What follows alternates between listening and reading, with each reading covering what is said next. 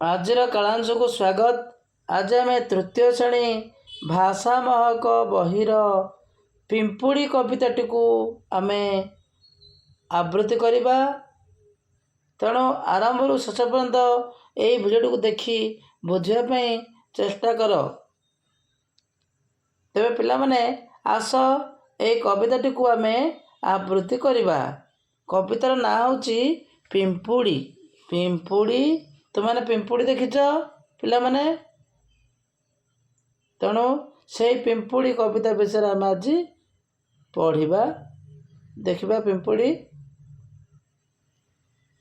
ମାମୁନି ଦେଖି ପିମ୍ପୁଡ଼ିଟିଏ ପାଖକୁ ଡାକି ତାହାକୁ କୁହେ, କେଡ଼େ ଛୋଟିଆ ହୋଇଛୁ ତୁହି, ବୁଦ୍ଧିରେ ତୋର ସରିକେ ନାହିଁ।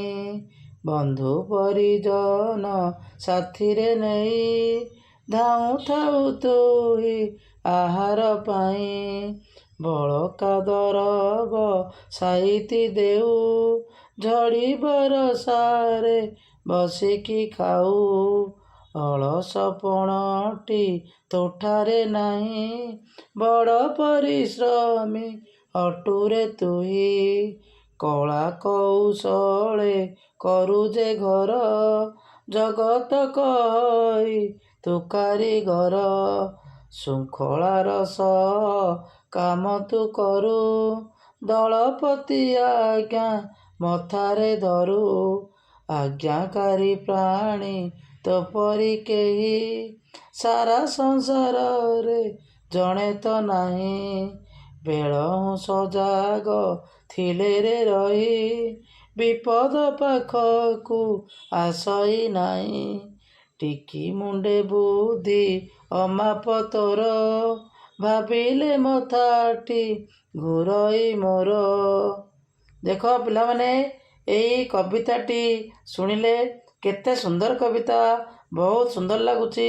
ଏହାକୁ ବହୁତ ସୁନ୍ଦର ସ୍ୱରରେ ତୁମେମାନେ ଆବୃତ୍ତି କରିପାରିବ, ବୋଲିପାରିବ। ତେବେ ମୁଁ ଏହି ସ୍ୱରରେ ବୋଲିଲି, ତେଣୁ ତୁମେମାନେ ବହୁତ ସୁନ୍ଦର ସ୍ୱରରେ ମଧ୍ୟ ବୋଲିପାରିବ। ଏହା ପିମ୍ପୁଡ଼ି କବିତାର ସୁନ୍ଦର କବିତା। ସତରେ ମାମୁନି ଦେଖି ପିମ୍ପୁଡ଼ିଟିଏ, ଏହାର ଭାବାର୍ଥକୁ ମୁଁ ଅତି ସରଳ ଭାବରେ ବୁଝାଇ ଦେଉଛି। ତେଣୁ ଏହାକୁ ବୁଝିବା ପାଇଁ ପିଲାମାନେ ଚେଷ୍ଟା କର। ଯଦି ଆଉ କିଛି ବୁଝିବାର ଅଛି ତାହେଲେ କମେଣ୍ଟ ସେକ୍ସନରେ ମୋତେ କମେଣ୍ଟ କରି କୁହ, ତାହେଲେ ମୁଁ ଆହୁରି ଭଲ ଟିକେ ବୁଝାଇ ପାରିବି। ତାହେଲେ ପିଲାମାନେ ଦେଖ, ମାମୁନି ଦେଖି ପିମ୍ପୁଡ଼ିଟିଏ ପାଖକୁ ଡାକି ତାହାକୁ କୁହେ। ମାମୁନି ଗୋଟେ ଶିଶୁର ନାମ। ମାମୁନି କ'ଣ କରୁଛି? ଗୋଟେ ପିମ୍ପୁଡ଼ିଟିଏ ଦେଖିଲା। ମାମୁନି କାହାକୁ ଦେଖିଲା? ଏହାର ପ୍ରଶ୍ନ ହେଇପାରେ। ମାମୁନି ଏକ ପିମ୍ପୁଡ଼ିକୁ ଦେଖିଲା, ପାଖକୁ ଡାକି ତାହାକୁ କହେ। କାହାକୁ ପାଖକୁ ଡାକି କହିଲା? ପିମ୍ପୁଡ଼ିକୁ ମାମୁନି ପାଖକୁ ଡାକି କହିଲା, କେଡ଼େ ଛୋଟିଆ ହୋଇଛୁ ତୁଇ ରେ ପିମ୍ପୁଡ଼ି, ତୁ କେଡ଼େ ଛୋଟିଆ ହୋଇଛୁ, ବୁଦ୍ଧିରେ ତୋର ସରିକେ ନାହିଁ। ତୁ ଛୋଟିଆ ହୋଇଛୁ ସତ, କିନ୍ତୁ ତୋର ଭଳି ବୁଦ୍ଧିଆ କିଏ ନାହିଁ। ଏ ସଂସାରରେ ତୋର ଭଳି ବୁଦ୍ଧି କିଏ ନାହିଁ, ବୁଦ୍ଧିଆ କିଏ ନାହିଁ। ପିମ୍ପୁଡ଼ି ଭଳି, ତୋର ମାନେ ପିମ୍ପୁଡ଼ି ଭଳି ବୁଦ୍ଧିଆ କିଏ ନାହିଁ ବୋଲି ମାମୁନି ପିମ୍ପୁଡ଼ିଟିକୁ କହିଲା। ପିଲାଏ ବୁଝିଲା ନା? ମାମୁନି ଦେଖିଲା ପିମ୍ପୁଡ଼ିଟିଏ, ପାଖକୁ ଡାକି ତାକୁ ମାମୁନି କହିଲା, ଆରେ ତୁ କେଡ଼େ ଛୋଟିଆ, ତୋର ବୁଦ୍ଧିରେ କିନ୍ତୁ କେହି ସରି ନୁହଁ। ତାପରେ ଦେଖ ଦ୍ୱିତୀୟ ପଂକ୍ତିରେ କ'ଣ କହୁଛି? ବନ୍ଧୁ ପରିଜନ ସାଥିରେ ନେଇ, ବନ୍ଧୁ ପରିଜନ ସାଥିରେ ନେଇ ଧାଉଁଥାଉ ତୁହି ଆହାର ପାଇଁ। ଏଠି ଆହାର ଅର୍ଥ କ'ଣ ପିଲାମାନେ? ଆହାର ଅର୍ଥ ଖାଦ୍ୟ। ଆହାର ଅର୍ଥ ଖାଦ୍ୟ। ବନ୍ଧୁମାନେ ଆମର ବନ୍ଧୁ ପରିଜନ ସାଥିରେ ନେଇ, ତାର ପରିବାରକୁ ନେଇ, ସାଙ୍ଗସାଥିମାନଙ୍କୁ ନେଇ, ବନ୍ଧୁ ପରିଜନ ସାଥିରେ ନେଇ ଧାଉଁଥାଉ ତୁହି ଆହାର ପାଇଁ।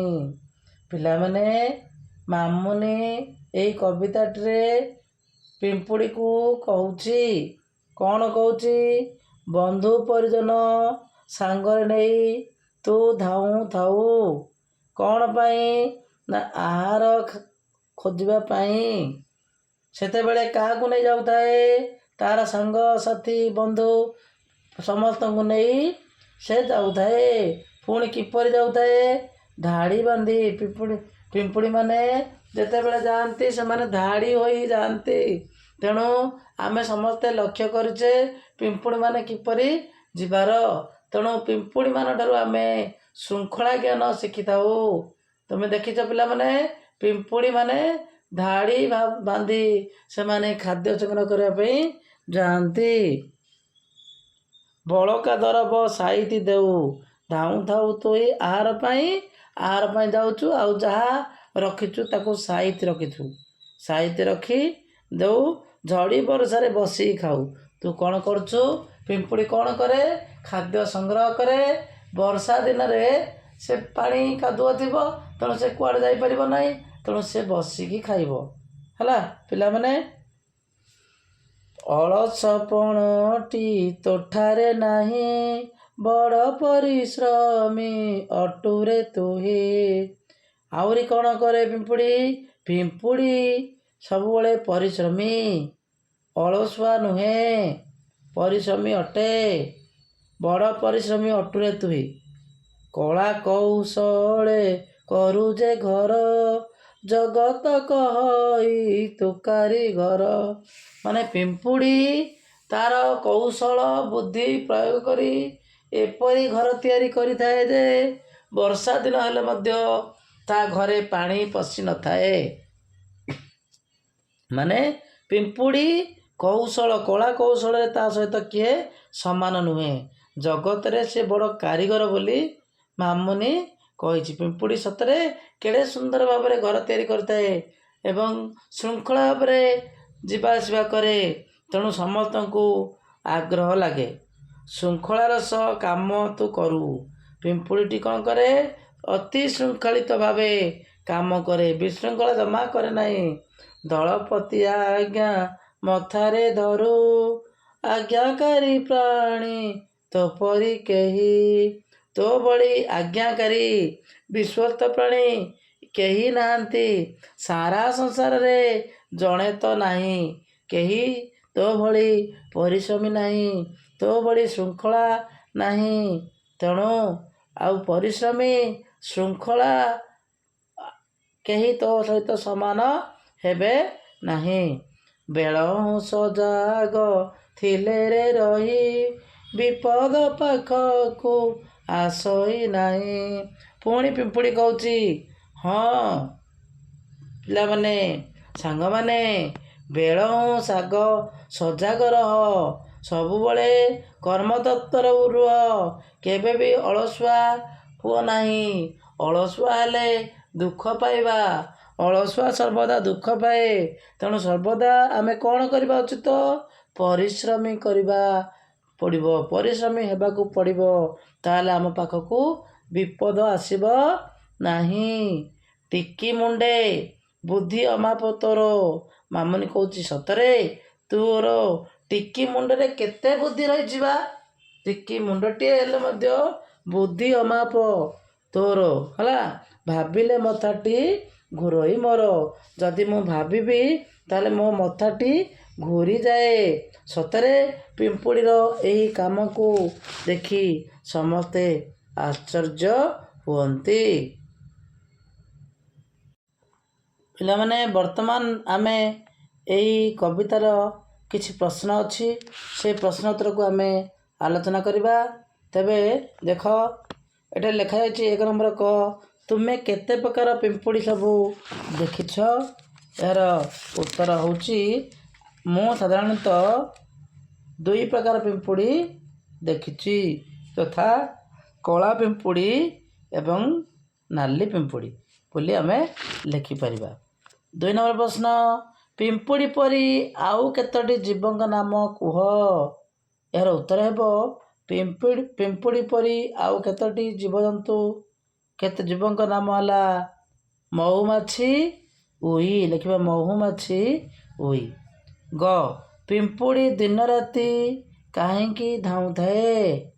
ଏହାର ଉତ୍ତର ହେବ ପିମ୍ପୁଡ଼ି ନିଜ ପାଇଁ ଖାଦ୍ୟ ସଂଗ୍ରହ କରିବାକୁ ଏବଂ ଭବିଷ୍ୟତ ପାଇଁ ଖାଦ୍ୟ ସଞ୍ଚୟ କରି ରଖିବା ପାଇଁ ଦିନ ରାତି ଧାଉଁଥାଏ। ତୁମକୁ ସାହାଯ୍ୟ କରୁଥିବା ଦୁଇଟି ପଶୁପକ୍ଷୀଙ୍କ ନାମ କୁହ। ସେମାନଙ୍କଠାରୁ ତୁମେ କ'ଣ ସାହାଯ୍ୟ ପାଅ? ଏହାର ଉତ୍ତର ହେବ ଆମକୁ ସାହାଯ୍ୟ କରୁଥିବା ପଶୁପକ୍ଷୀଙ୍କ ନାମ ହେଲା ଗାଈ ଆମକୁ କ୍ଷୀର ଦିଏ, କୁକୁର ଆମର ଘର ଜଗେ। ଏଇଭଳି ଆମେ ଲେଖିବା। ବର୍ତ୍ତମାନ ଆମେ ଏହି କବିତାର ପ୍ରଶ୍ନ ଉତ୍ତର 1 ନମ୍ବର ଦେଖିବା। କବିତାକୁ ପଢ଼।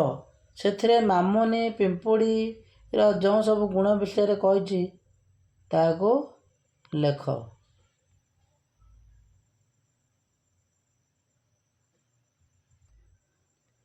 2 ନମ୍ବର ଆସ ଟିକେ ଚିନ୍ତା କରି ଲେଖିବା। ଏଠାରେ ଲେଖା ହେଇଛି କବିତାଟିକୁ ପଢ଼, ଖାଲି ଜାଗା ପୂରଣ କର। କ ବଳକା ଦରବ ଡ୍ୟାସ୍, ବଳକା ଦରବ, ଏଠି ଲେଖିବା ବଳକା ଦରବ ସାଇତି ବା ସାଇତି ଦେଉ, ବଳକା ଦରବ ସାଇତି ଦେଉ। ବନ୍ଧୁ ପରିଜନ ସାଥିରେ ନେଇ, ଲେଖିବା ବନ୍ଧୁ ପରିଜନ ସାଥିରେ ନେଇ, ବନ୍ଧୁ ପରିଜନ ସାଥିରେ ନେଇ।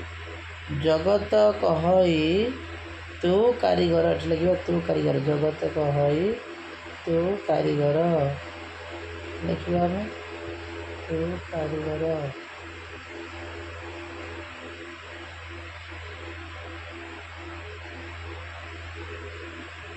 ଘ ନମ୍ବର ପ୍ରଶ୍ନ, ଶୃଙ୍ଖଳାର ସହ କାମ ତୁ କରୁ। ଏଠାରେ 2 ନମ୍ବର ପ୍ରଶ୍ନ, ଶବ୍ଦର ଶେଷ ଅକ୍ଷରକୁ ନେଇ ନୂଆ ଶବ୍ଦ ଗଢ଼, ଲେଖ। ଆହାର ଶେଷ ଅକ୍ଷର ର, ତେଣୁ ରବି ବୋଲି ଲେଖା ହେଲା। ବି ଶେଷ ଅକ୍ଷର, ବିରେ ଲେଖିବ ବିଷ। ତାପରେ ଆସିଲା 3 ନମ୍ବର, ତଳେ ଦିଆଯାଇଥିବା ବାକ୍ୟଟିକୁ ପଢ଼। ଯୁବକଟିଏ ଗଛ ହାଣିବାକୁ ଆସିଲା, ତାକୁ ଦେଖି ପକ୍ଷୀମାନେ ଡରିଗଲେ। ଗଛରେ ବୁଢ଼ା ଶାଗୁଣାଟିଏ ଥିଲା, ସେ ପକ୍ଷୀମାନଙ୍କୁ ଏକାଠି କଲା। ସବୁ ପକ୍ଷୀ ମିଶି ଯୁବକଙ୍କୁ ଘଉଡ଼ାଇ ଦେଲେ। 1 ନମ୍ବର କବିତାକୁ ପଢ଼। ସେଥିରେ ମାମୁନି ପିମ୍ପୁଡ଼ିର ଯେଉଁ ସବୁ ଗୁଣ ବିଷୟରେ କହିଛି ତାକୁ ଲେଖ, ତାକୁ ଲେଖ। ଏଠାରେ ଲେଖା ହେଇଛି ବୁଦ୍ଧିଆ ବୋଲି କହିଛି, ତେଣୁ ଆଉ କ'ଣ କହିଛି? ମାମୁନି ପରିଶ୍ରମ ବୋଲି କହିଛି, ପରିଶ୍ରମ ଲେଖିବା। କାରିଗର କହିଛି, କାରିଗର ଲେଖିବା। ଆଜ୍ଞାକାରୀ କହିଛି, ଆଜ୍ଞାକାରୀ ଲେଖିବା।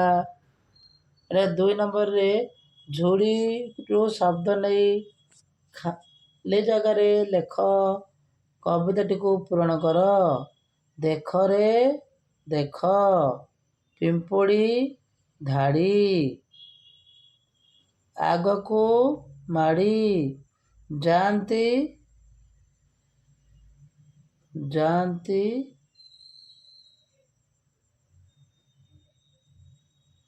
ଯାଆନ୍ତି। ଲଗାଇ ଭିତରୁ ବାକ୍ୟ ବାହାର କରିବା। ସତେକି ରେଳ ଗାଡ଼ି, ସତେକି ରେଳ ଗାଡ଼ି। ଡ୍ୟାସ୍ ଟିକେ ପାଇବା ପାଇଁ, ଆହାର ଟିକେ ପାଇବା ପାଇଁ। ବୁଲନ୍ତି ଘର, ବୁଲନ୍ତି ଘର, ଘର, ବୁଲନ୍ତି ଘର ବାଡ଼ି, ଲେଖିବା ସଜେଇବା। ତଳେ ଯାଇଥିବା ଅକ୍ଷରକୁ ସଜାଡ଼ି ଶବ୍ଦ ଲେଖିବା। ପରିମିଶ୍ର, ପରିଶ୍ରମୀ, ପରିଶ୍ରମୀ ଲେଖିବା ଏଠି। ଅସଳ, ସରଳ ଲେଖିବା, ସରଳ ହବ।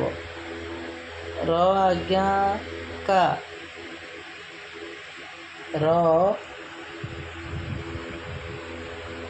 आज्ञाकारी आज्ञाकारी रिकागर कारीगर लिखा कारीगर तापर पे ये पिंपुड़ी विषय 3टी वाक्य लेख पिंपुड़ी विषय 3टी वाक्य आम लिखा